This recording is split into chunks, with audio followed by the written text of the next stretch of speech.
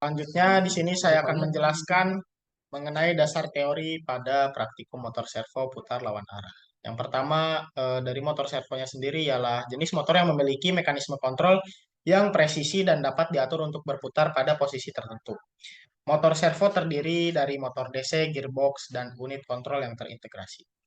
Motor servo didesain menggunakan umpan balik atau feedback untuk mengontrol posisi rotor dan dikontrol oleh sinyal kontrol yang dikirim ke unit kontrolnya. Nah, pada praktikum motor servo putar lawan arah ini, kita akan mengatur sinyal PWM dengan lebar pulsa yang sesuai untuk menggerakkan motor servo ke arah yang berlawanan. Ini dapat dilakukan dengan mengubah lebar pulsa sinyal PWM yang dikirim ke motor servo. Memastikan durasi siklus tetap dan konsisten. Dalam beberapa motor servo, arah putaran dapat diubah dengan mengubah polaritas sinyal kontrol yang dikirim. Dalam hal ini, perubahan polaritas akan mengakibatkan perubahan arah putaran motor servo. Mungkin cukup sekian penjelasan dari saya, dilanjutkan oleh saya. Sekian. Oke, baik. Terima kasih atas kesempatannya. Pada kesempatan kali ini saya, Bang Nova Ramadan, izin menjelaskan eh, pada pembahasan flowchart. Yang pertama, dari flowchart sendiri dimulai. Pertama, terus selanjutnya ada menyiapkan komponen. Setelah menyiapkan komponen, ada menyambungkan komponen menjadi suatu rangkaian gitu ya. Terus setelah itu, apabila rangkaian telah selesai, bisa lanjut ke bagian coding dari rangkaian itu sendiri. Nah, bisa dibilang bagian coding ini adalah bagian yang cukup eh, signifikan atau krusial gitu ya. Jadi perlu diperhatikan lagi untuk di bagian coding ini. Setelah coding itu bakal ada bisa langsung dimulai simulasinya gitu.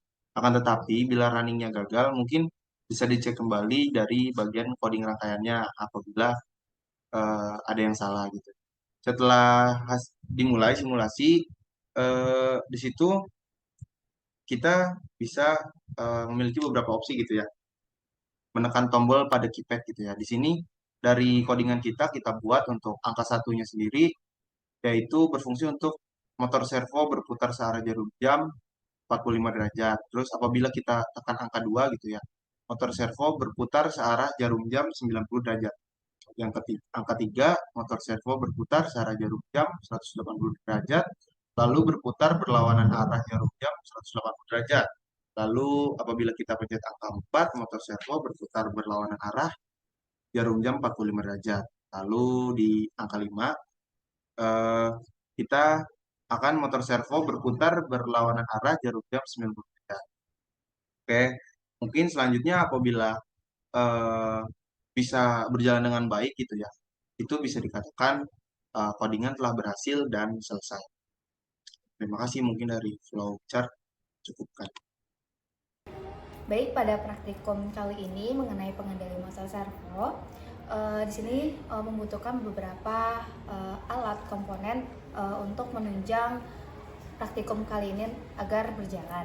Yang pertama ada jumper male to male yang ini berfungsi untuk menghubungkan komponen satu dengan komponen lainnya.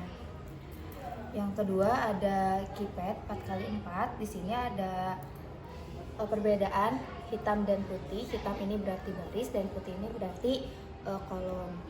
Nah, keypad ini nanti berfungsi ketika menjalankan motor servo perlu menekan salah satu tombol pada keypad ini. Selanjutnya ada Arduino Uno R3. Nah, ini sebagai microcontroller untuk menjalankan motor servo dan menghubungkan antara motor servo dengan laptop yang akan nantinya dihubungkan melalui coding. Lalu di sini ada konektor. Ini konektor yang menghubungkan Arduino ke laptop. Dan yang terakhir ada komponen utamanya yaitu motor servo.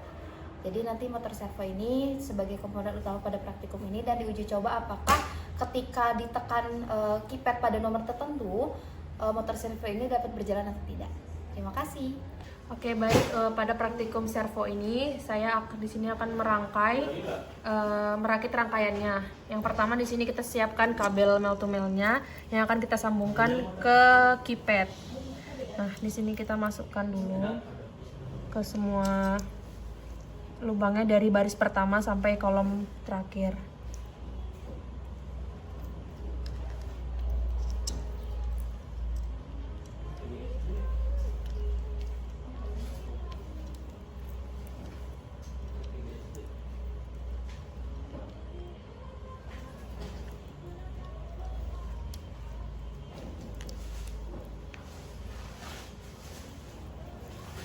Nah, jika sudah terpasang semua, kita bisa sambungkan dari baris pertama itu masuk ke pin 9.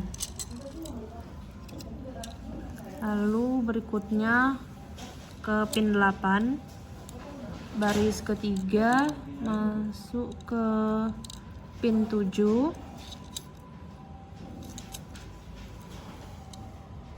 Baris keempat ke pin 6. Berikutnya kolom masuk ke pin 5. Terus lanjut ke pin 4. Lalu lanjut ke pin 3 sampai seterusnya ke pin 2. Nah, ini sudah terpasang. Lalu kita akan menghubungkan 3 kabel mel to melnya ke servonya.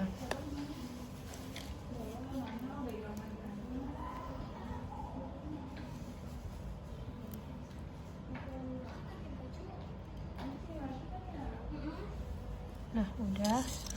Nah, untuk kabel yang coklat ini ground, kita akan sambungkan ke ground. Nah, terus kabel yang di tengah merah ini kita akan sambungkan ke power, yaitu di 5 volt.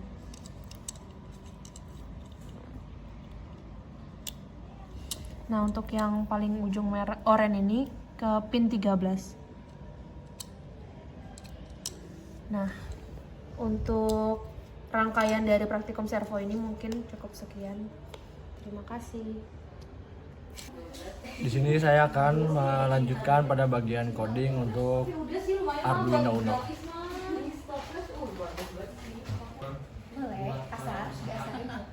Yang pertama kita akan masukkan library dari keypad dengan mengetikkan hashtag include keypad.h. Lalu kita masukkan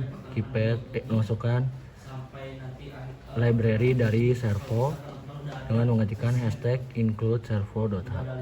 Lalu kita akan membuat custom key dengan mengetikkan char custom key. Lalu kita akan memasukkan baris pada keypad berjumlah 4 dengan mengetikkan konstanta byte row sama dengan 4. Lalu selanjutnya kita akan memasukkan kolom pada keypad dengan jumlah 4 dengan mengetikkan konstanta byte call sama dengan 4. Lalu kita akan membuat key dari row baris dan kolom dengan mengetikkan char key rows untuk baris lalu calls untuk kolom.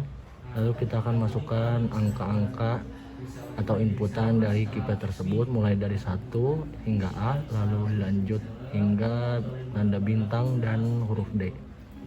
Selanjutnya kita akan menghubungkan pin pada Arduino Uno ke dalam keypad pada bagian baris dengan mengetikkan byte row pin rows sama dengan 9876, di mana ini untuk baris pada keypad akan terhubung ke pin 9, pin 8, 7 dan 6. Selanjutnya kita akan menghubungkan kolom pada keypad ke dalam pin pada Arduino Uno dengan mengetikkan byte call pins columns sama dengan 5432, di mana ini menghubungkan kolom pada keypad dengan pin 5, 4, 3 dan 2 pada Arduino Uno.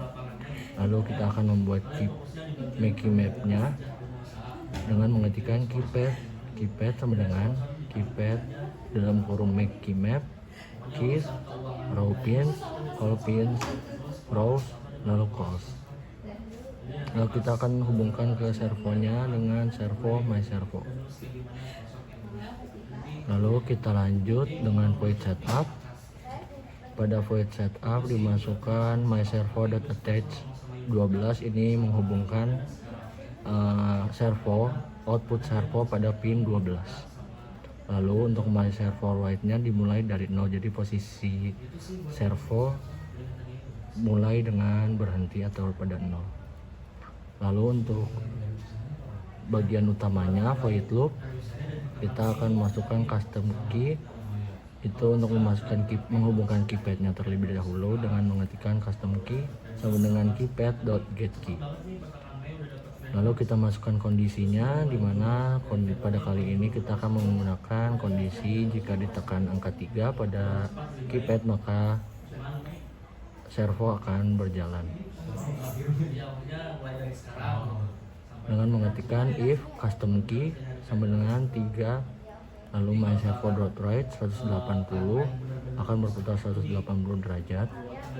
Lalu dengan delay 5000 milisecond, lalu my servo right-nya berhenti di 0. Sekian dari saya. Selanjutnya akan dilanjutkan dengan anggota yang lain. Baiklah teman-teman, sekarang saya akan menjalankan rangkaian motor servo. Yang pertama, hubungkan konektor dari Arduino ke laptop.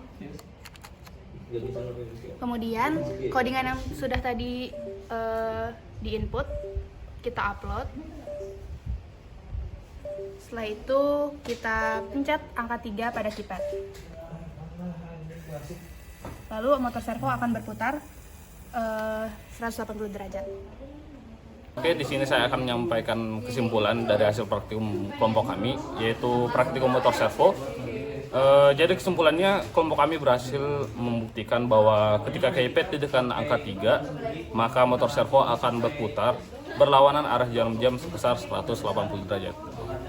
Sekian dan terima kasih.